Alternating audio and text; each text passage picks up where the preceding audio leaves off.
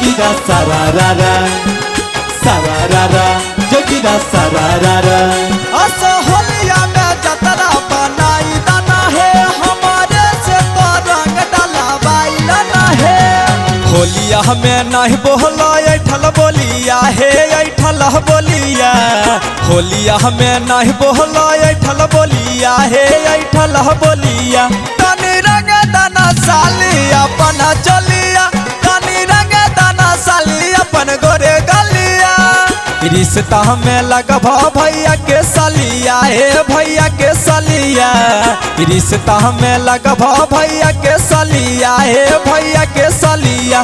तनी रंग दाना साली अपन गोरे गलिया, तनी रंग दाना साली अपन चलिया।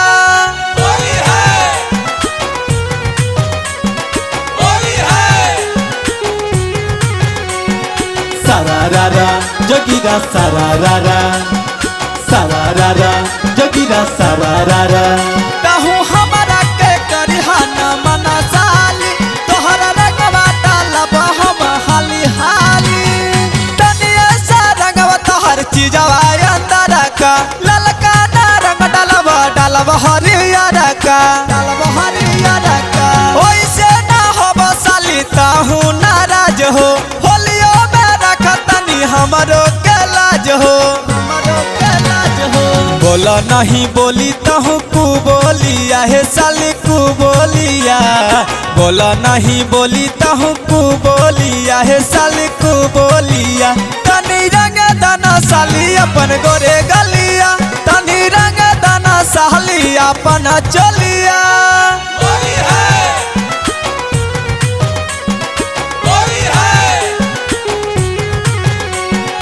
सारारारा जोगीरा सारारारा सारारारा जोगीरा सारारारा।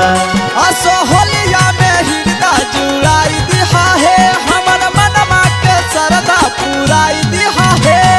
सलभा पायावा है ऐसा न मौका, अवधि तनाई दिहा हमारा के धोखा, हमारा के धोखा। छोटू बिहारी रंग डालत पारा पारी, ओकरा के नाई दिहा साली हो गारी, साली हो गारी। बड़ी सुंदर लागत तोहर मीठी बोलिया साली मीठी बोलिया। बड़ी सुंदर लागत तोहर मीठी बोलिया साली मीठी बोलिया। तनी रंग दाना साली अपन चलिया, तनी रंग दाना साली अपन गोरे गलिया। अरे ए साली जी रंगवाला ना।